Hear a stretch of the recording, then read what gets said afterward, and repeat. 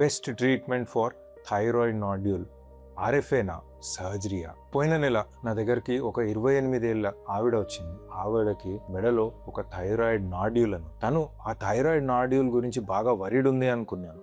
కానీ తనకి ఆ థైరాయిడ్ నాడ్యూల్స్కి ఇచ్చిన ఆప్షన్స్ అంటే ట్రీట్మెంట్ ఆప్షన్స్ని తెలుసుకున్న తర్వాత బాగా వరీడ్ అయిపోయింది. ఏది చేయించుకోవాలని ఫుల్గా కన్ఫ్యూజ్ అయిపోయింది. తను ఒక డాక్టర్ని కలిస్తే సర్జరీ ఏకైక ట్రీట్మెంట్, దీనికి ఇంకో ట్రీట్మెంట్ లేదని చెప్పారు. కాదు అనుకొని ఇంకో డాక్టర్ని కలిస్తే ఆర్ఎఫ్ఏ చేయొచ్చు, సర్జరీ ఏమాత్రం అవసరం లేదని చెప్పారు. ఆ 2 ఆప్షన్స్ చెప్పే వరకు కంప్లీట్గా కన్ఫ్యూజ్ అయిపోయి నా దగ్గరకు వచ్చి సర్జరీ చేస్తే మంచిదా, ఆర్ఎఫ్ఏ చెయ్యాలా, ఆర్ఎఫ్ఏ అసలు పనిచేస్తుందా, దాని రిస్క్స్ ఏంటి, దాని సైడ్ ఎఫెక్ట్స్ ఏంటి, దాని కాస్ట్ ఎంత అవుతుంది, ఈ కన్ఫ్యూజన్లోనే ఉంది. కానీ ఆ థైరాయిడ్ నాడ్యూల్ని కంప్లీట్గా మర్చిపోయాయి.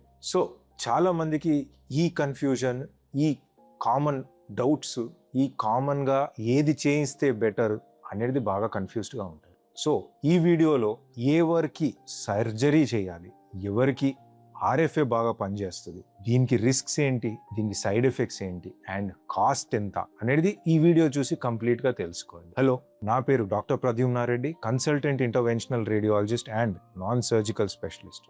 నన్ను ప్రేమగా నా పేషెంట్స్ నన్ను స్కార్లెస్ థైరాయిడ్ డాక్టర్ అని కూడా పిలుస్తారు. ఎందుకు అంటే చాలా మందికి సర్జరీ లేకుండా ఈ థైరాయిడ్ నాడ్యూల్స్ని ట్రీట్ చేస్తాను కాబట్టి.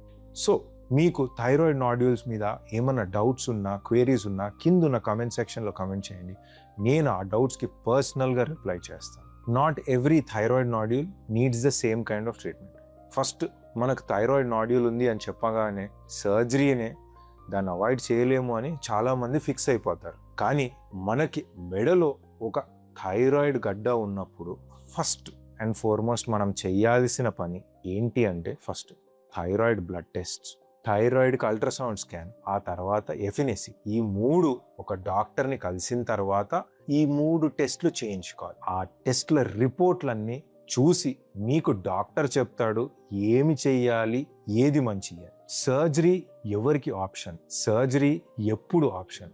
సర్జరీ ఎప్పుడు ఆప్షన్ అంటే, చాలా మందికి డాక్టర్ని కలిసిన తర్వాత ఎఫినెసీ టెస్ట్ అంటే ఒక నీడిల్ లోపలికి, ఆ గడ్డ లోపలికి పెట్టి శాంపుల్ తీసుకుంటారు. ఆ ఎఫినెసీ టెస్ట్లో డౌట్ఫుల్గా ఉంది అండ్ క్యాన్సర్ అని డెఫినెట్గా తేలింది అండ్ ఈ గడ్డ క్యాన్సర్ గడ్డ పక్కకి పాకింది, లేకపోతే వేరే అంగనాలకు పాకినప్పుడు సర్జరీనే ఏకైక ఆప్షన్. అప్పుడు మాత్రము వేరే ఆప్షన్స్ అనేది ఎత్తుకోద్దు. క్యాన్సర్ అని తేలినప్పుడు మాత్రం చాలా మటుకు అందరికీ సర్జరీనే ఏకైక ఆప్షన్.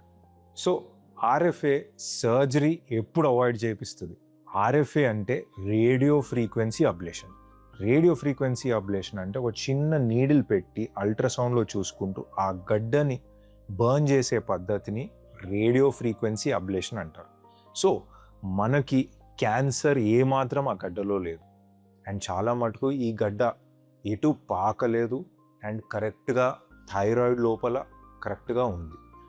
ఆ కండిషన్స్లో ఈ చిన్న నీడిల్ ద్వారా అంటే రేడియో ఫ్రీక్వెన్సీ అబ్లేషన్ ద్వారా కంప్లీట్గా సేఫ్గా సర్జరీ అనేది మనం అవాయిడ్ చేయవచ్చు.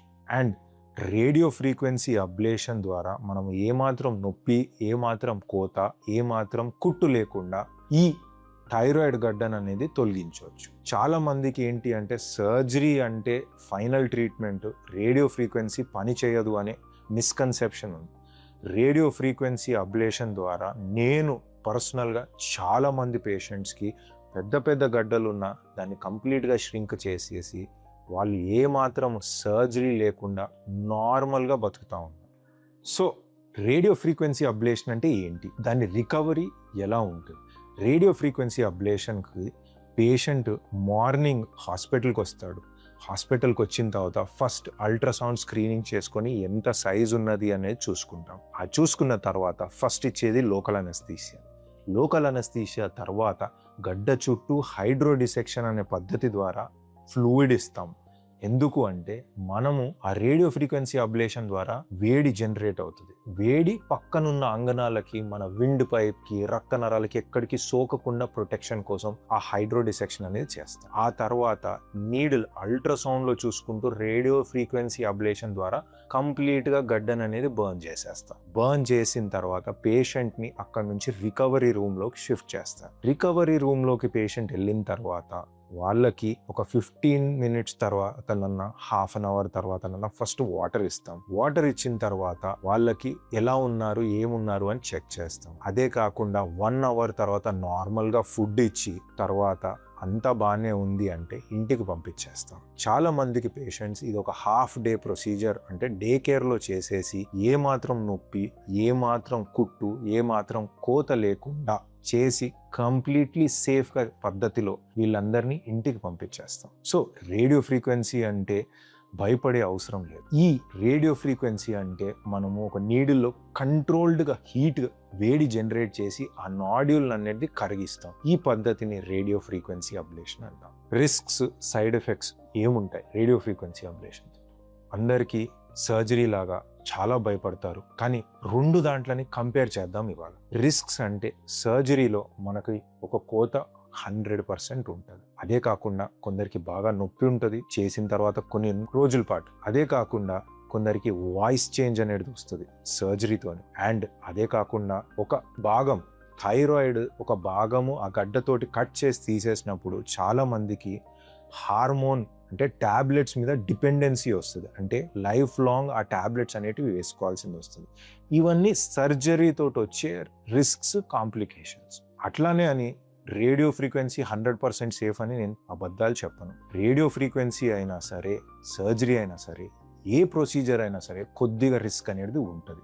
రేడియో ఫ్రీక్వెన్సీ సర్జరీకి కంపారిజన్లో చాలా తక్కువ రిస్క్. సర్జరీలో మనకి ఒక 20-30% వాయిస్ చేంజ్ అయ్యే అవకాశం ఉంటుంది. అదే radio frequency ablation correct operator అంటే కరెక్ట్ డాక్టర్ చేస్తే రిస్క్ అనేది <5% ఆర్ <2% అనేది ఉంటుంది.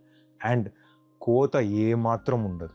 అంటే మనకు మెడలో ఒక స్కార్ ఏమాత్రం ఉండదు. అదే కాకుండా ప్రొసీజర్ చేసినప్పుడన్నా, ప్రొసీజర్ చేసిన తర్వాతనన్నా నొప్పి అనేది ఏమాత్రం ఉండదు. అవును, ప్రొసీజర్ చేస్తున్నప్పుడు మనం సూదులు కుచ్చుతాము కాబట్టి లోకల్ అనెస్థీషియాలో కొద్దిగా డిస్కంఫర్ట్ అనేది ఉంటుంది.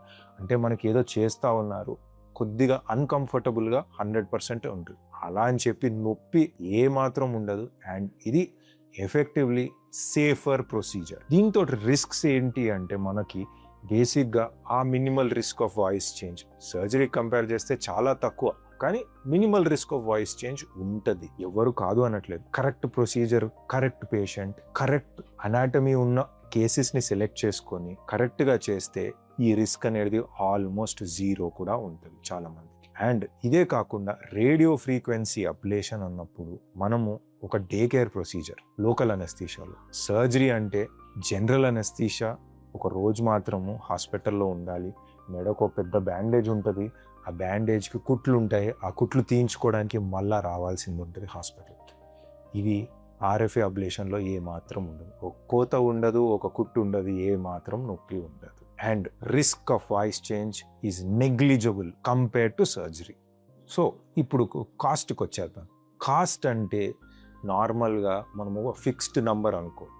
చాలామందికి నాడ్యూల్స్ ఎలాంటివి, మీకు నాడ్యూల్స్ ఎలాంటివి అని ఉంటే మీదున్న లింక్ ఇచ్చి ఈ వీడియో చూడండి, ఎలాంటి రకాల నాడ్యూల్స్ ఉంటాయి, ఏముంటాయి అనేది ఆ వీడియో చూసి తెలుసుకోండి. అండ్ నాడ్యూల్స్ రకరకాలు ఉంటాయి.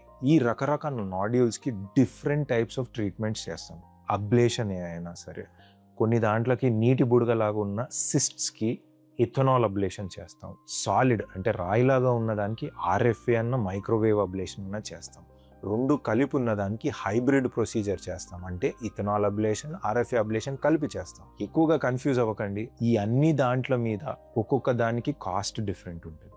కానీ మీకు కావాల్సింది ఏది మనకి మోర్ వాల్యూ, ఏది మనకి ఎక్కువ వాల్యూ ఇస్తుంది, అంటే ఏ ప్రొసీజర్ చేసుకుంటే మనకు నొప్పి ఉండదు, ఒక కోత ఉండదు, and most importantly life long medication requirement ఉండదు అనే దాన్ని బట్టి డిసైడ్ చేయాలి ఏ ప్రొసీజర్ మనకి కరెక్ట్.